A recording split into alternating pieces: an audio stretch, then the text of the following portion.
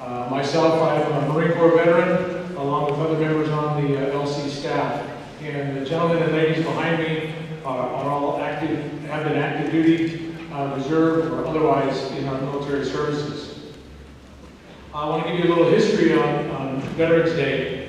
It started after World War I, November 11th, 1918. It was an armistice day originally, and it was when the War of the Worlds ended.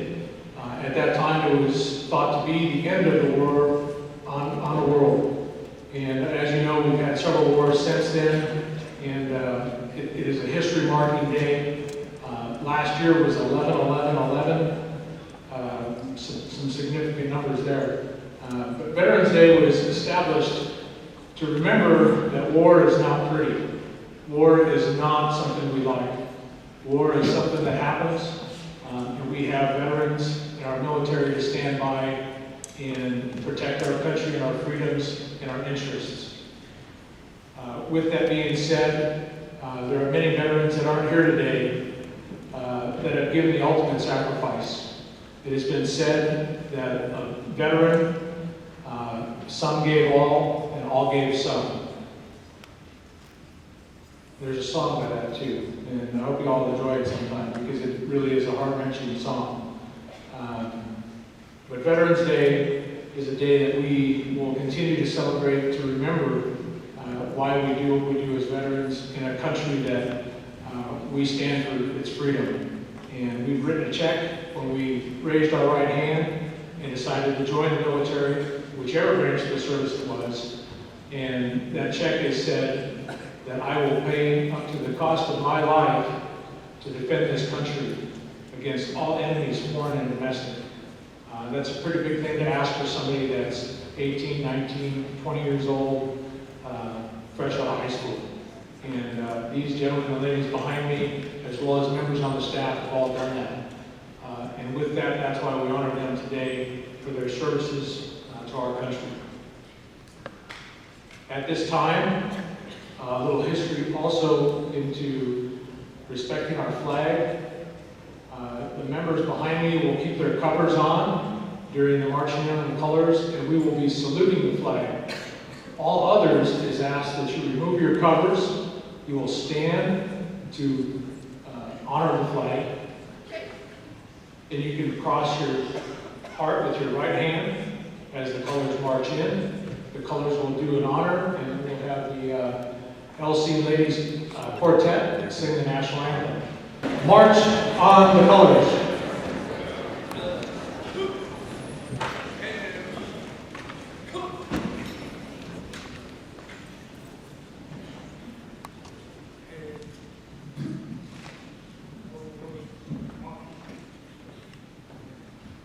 Detail, hand, salute.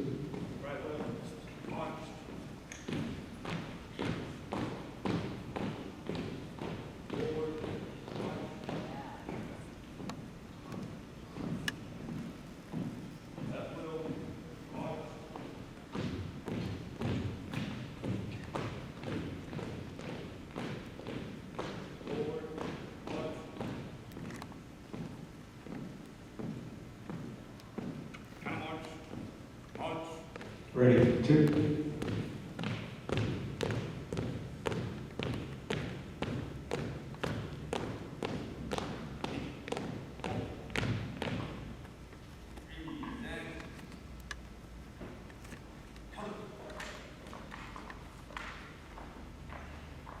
At this time, the quartet will sing the national anthem. Please remain standing.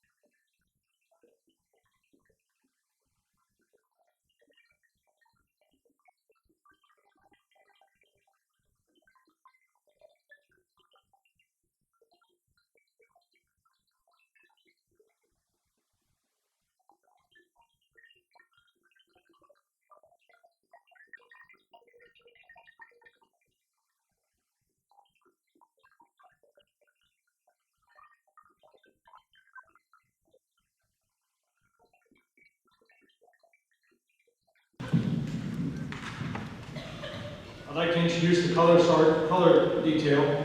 We have Sergeant Doom, Corporal Dominguez, PFC Bachelor, and PFC O'Neill, who also happens to be an LC graduate from 2011. Hoorah!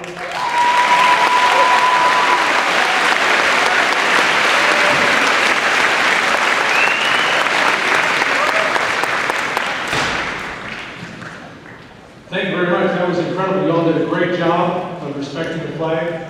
It's something we do as American citizens. Our flag flies in many different places, and we honor it as often as we can with the respect that it deserves for the veterans. At this time, I'd like to introduce a handful of the people behind me. I've got World War II veterans, Korean veterans, Vietnam veterans, Desert Storm veterans, Iraq and Afghanistan veterans. These men and women have been on the front lines. They've been in supporting positions to make the things happen for freedom for our country. So I won't bore you anymore with my spiel, but I would like to introduce Mr. Dave Ham. He is a World War II veteran and quite an extraordinary gentleman. Please help me welcome Dave Ham.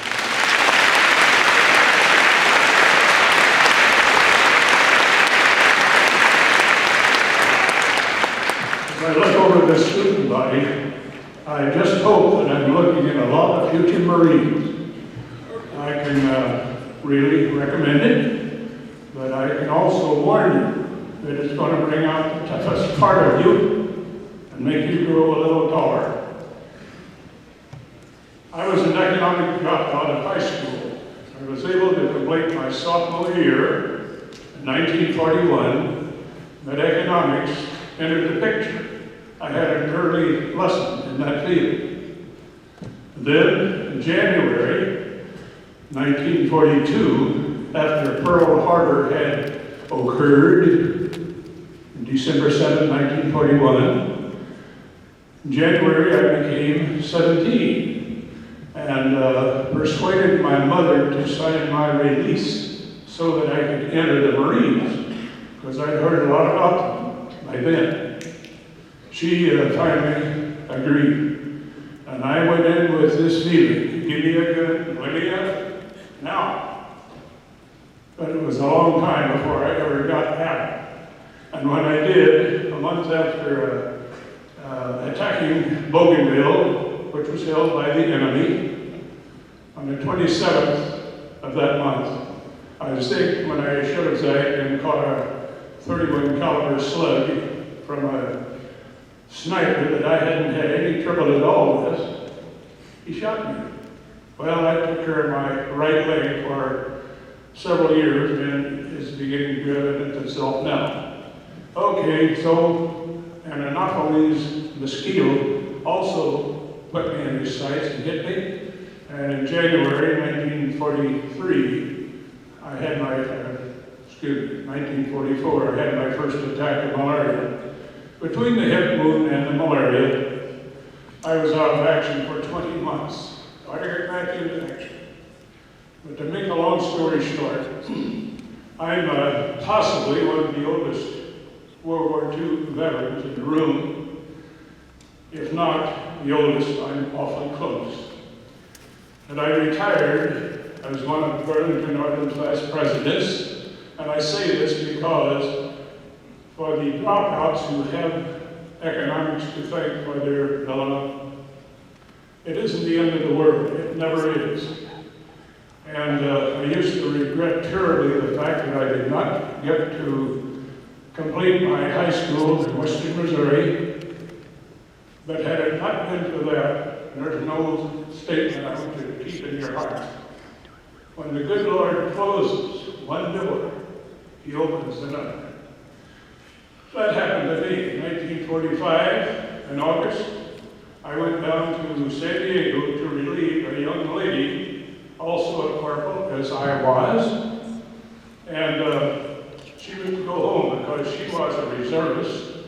And since the war had ended in August, as soon as she got a suitable replacement, She, along with lots of other reservists, got to go home when that event occurred. Well, I was sent to San Diego to replace a Corporal Potts. Now, that's all it said. What it added, the fact that she was, or this Corporal Potts was a reservist, I didn't even know the gender. But when she got up down at the communication center and came over to meet me, I had to hold on to a chair. She was a beautiful person. A year later, we were married. She passed away just September of last year, and we had buried her at Fairmont Cemetery. She was a wonderful mother, raised 3 boys and 3 girls, and we had no trouble with drugs, we had no trouble with alcohol, we had no trouble with smoking or insolence. Mother was a very fair person, but she did insist upon behavior which is proper in the home life. Okay, I have told you enough about me, but I want to tell you that you never cease being a Marine. Now, I'm 87 years old, and not too long, going to be January, and I'll have another year.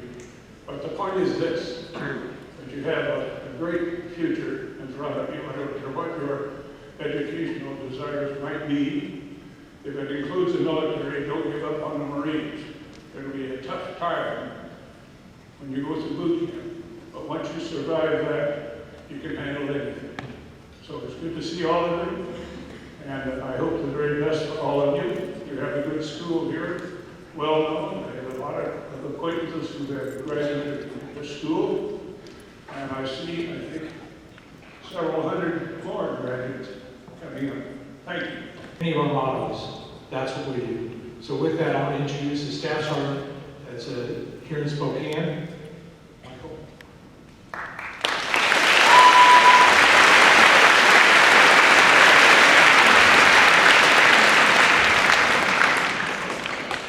As I look around the room today, I notice that there is a lot of diversity. Folks from all walks of life.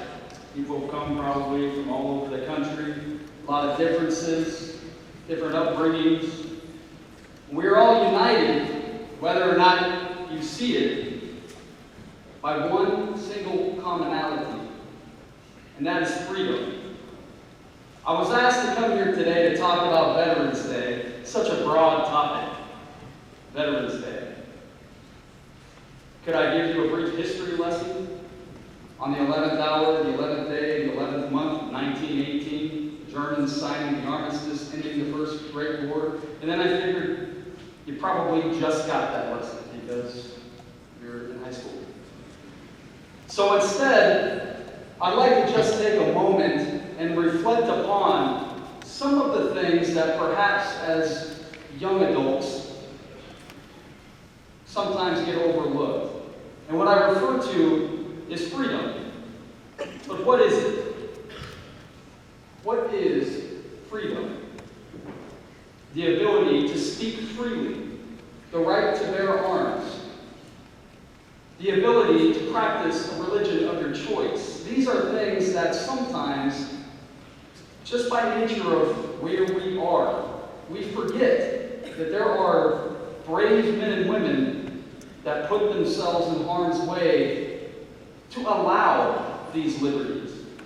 Veterans Day is a day to reflect on such things as people putting themselves, sacrificing certain liberties to ensure that our way of life can continue and flourish. And whether or not you agree or disagree with conflicts that are happening in the world today, let us take a moment on Sunday at 11 o'clock to simply appreciate that there are those out there that are out there serving to ensure our liberties and our freedoms stay intact.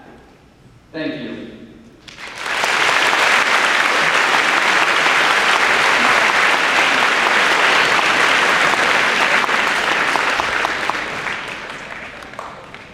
Thank you, Staff Sergeant. At this time, I've got 2 Lewis and Clark High School students that their parents have served in the military. I'd like to bring them up right now. I've got Tristan Riley, his father. I'll let him speak to it. He is a retired Master Sergeant from the Air Force. Tristan, come on up.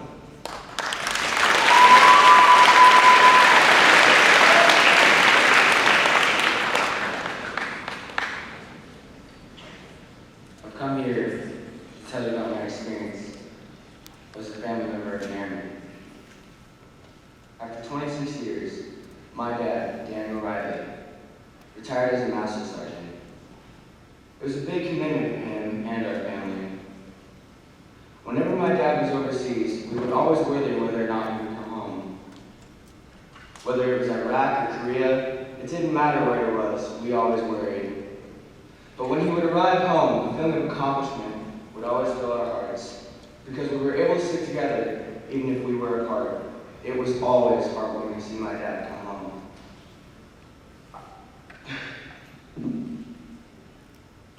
I was conceived in Australia, and then I was born in California. I grew up in D.C. in Maryland, and then I moved to Washington in Fairchild.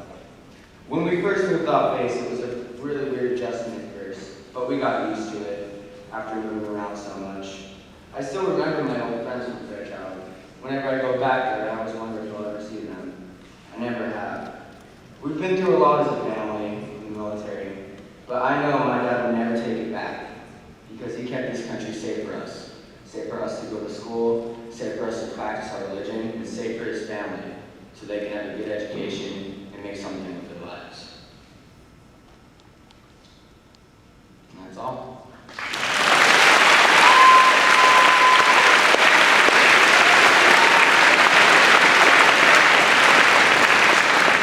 Thanks, Tristan.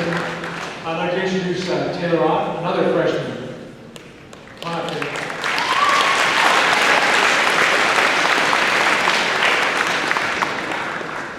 Okay, I know a lot of people have parents that are veterans, so if you know a veteran, could you please stand?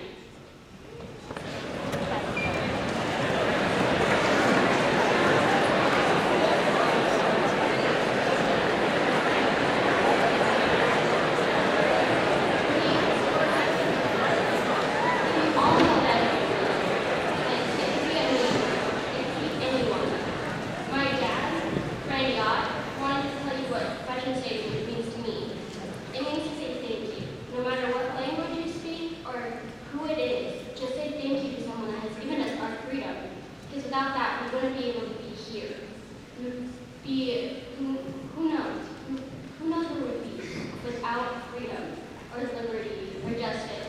Because of all the people that have served for us.